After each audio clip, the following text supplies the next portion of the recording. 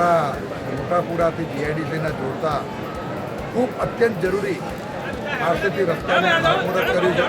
આ ખાતમુહૂર્ત કરતાં મને ખૂબ આનંદ થાય.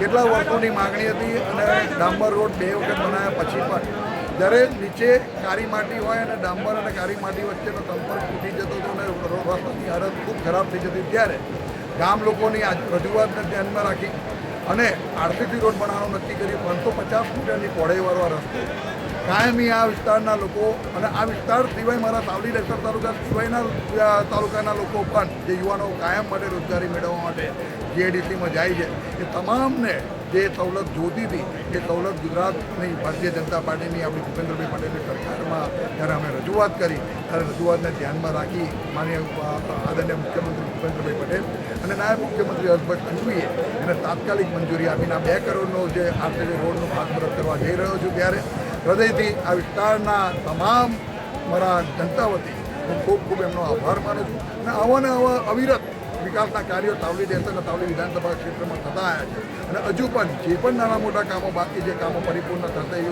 પૂર્ણપણે મને વિશ્વાસ છે. ગુજરાતની સરકારમાં જ્યારે પણ વિકાસની કામ લઈને ગયા છે ત્યારે ભારતીય જનતા પાર્ટીની સરકારે હંમેશા એ વિકાસના કાર્યને પ્રાયોરિટી આપી છે. આજના દિવસો જોતા ખૂબ આનંદ અનુભવું છે અને જે મારું સન્માન, સ્વાગત અને જે મને પ્રેમ આપ્યો એ બદલ તમામ લોકોનો હૃદયથી ખૂબ ખૂબ આભાર. રોડ અમારો જે મંજૂર થયો છે પિલોલ, ઇન્દ્રાડ, જેના વિરોધ આજુબાજુના હજારો યુવાનો, મહિલાઓ નોકરી માટે જીઆઈડીસીમાં અવર જવર કરે છે. આ વિસ્તારનો એક હાર્ટ કહેવાય આ રોડ. એટલે આ રોડ મંજૂર થયો છે તેથી એક હર્ષની લાગણી અનુભવીએ છીએ અમે. અને આ પ્રસંગે હું માનનીય સાંસદ અને યુવા મોરચાના રાષ્ટ્રીય અધ્યક્ષ હેમાંગભાઈ જોશી સાહેબ અને માનનીય અમારા સાવલીના લોકલાડીના ધારાસભ્ય શ્રી કેતનભાઈ ઇનામદારનો આ તકે હું પિલોલ તથા સમસ્તા મત વિસ્તાર વતી हमें खूब खूब आभार और अभिनंदन आपिए। हमसे जुड़े रहने के लिए हमारे YouTube चैनल को सब्सक्राइब करें और नई वीडियो की नोटिफिकेशन के लिए बेल आइकॉन को दबाएं।